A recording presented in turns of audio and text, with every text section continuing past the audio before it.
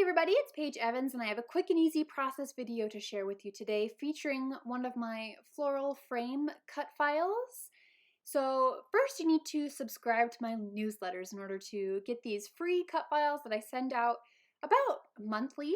So this was my 7th newsletter, and if you scroll to the very bottom you can find this free cut file to download.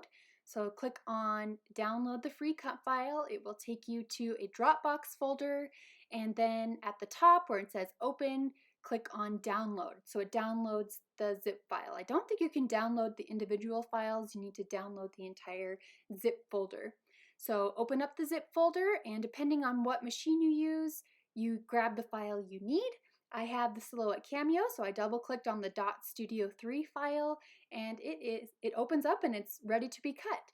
So I do want to scale it down just a little bit so that it's not touching the corners. So I have it sized to about 11.4 inches square.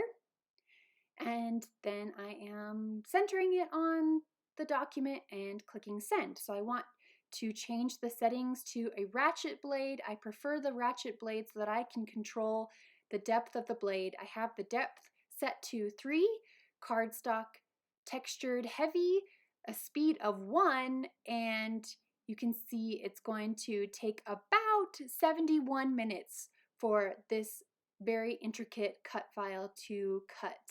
So here it is, using those settings and white textured cardstock by American Crafts. This cut file cut out beautifully. A few of the pieces inside the flowers and leaves did remain, but I just took a few minutes to take those out, which you'll see me do. So I'm very carefully peeling this design off the mat. The newer your sticky mat is, the harder it's going to be to pull this off without tearing. So a slightly used mat is preferable for a very intricate, large cut file like this. So now I'm just using a paper piercer to get out any of those inner pieces that decided to hang on. The newer your blade is, the fewer of those little inner pieces you will get. So this is the pattern paper that I'm using. It's a B-side, it's a floral yellow ombre design, and I trimmed off the barcode strip and I saved it for later. Never throw those away, you can always find a clever use for them. I am lightly adhering this flower frame cut file onto the background. I'm planning to machine stitch around the edges. If you're not planning to do that, use liquid glue or spray adhesive to attach it in place. However, if you use spray adhesive, the flowers won't be able to lift and bend, which I really love having that extra element of texture and depth. So you may want to just use liquid glue around the outer edge, the border, if you're not planning to machine stitch, which is what I'm doing now. I grabbed my brother's sewing machine, which I got from Walmart, the cheapest one they had, like a decade ago, and it works wonderfully for what I need it for, which is just machine stitching through papers.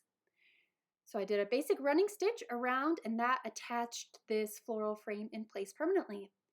I am going to texturize the edges with the sharp side of a pair of fine-tipped scissors. And this creates texture and warmth, maybe? I just really like the way it looks. Just gives it a little bit of a defining edge. I'm using a 2x3 inch photo of my daughter Jane in front of a huge flower pot that we saw outside King Soopers. I saw it and I was like, Jane, you have to go stand in front of that so I can take your picture. And she still loves having her picture taken, so I am taking it and running with it and taking all the pictures I can. I thought about adding flowers all around the frame, but instead I've decided to cluster as many flowers as I could find from the ephemera die cuts, the cardstock stickers, and the 4-page sticker book around the curve of the photo on the left side of the layout. So you can see I'm pulling all the flowers I can, and when I'm attaching them in place, I'm using foam square dots so that, again, it creates different depths and levels of thickness so that when you're looking at this in person, you can see all these different layers. The stickers in the 4-page sticker book have kind of an iridescent shine to them, which is really fun. It catches the light at different angles and create sparkle and shine. So I started with the largest flowers first, including a title, Live Life in Full Bloom, from the ephemera die cuts, which is overlapping the photo, so the photo is just kind of peeking out from behind and incorporated into the design.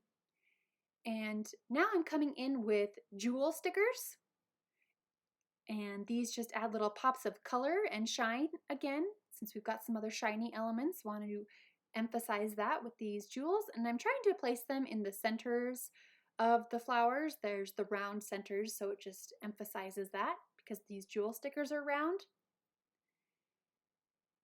And again, they just look like bits of candy that you kind of want to eat.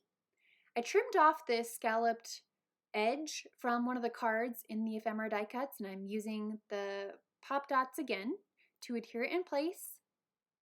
Then I'm grabbing a yellow floral border sticker because the background is yellow floral, so I just want to continue with that and layered it over. And this just creates a border to draw more attention to the photo so that it doesn't get completely lost within the floral bouquet. I should have drawn the lines with a pencil first, but I just went for it. Wrote 3 lines of journaling in a curve following the curve of the floral frame and wrote my journaling. You can see all of the dimension that's created, and that finishes up this layout.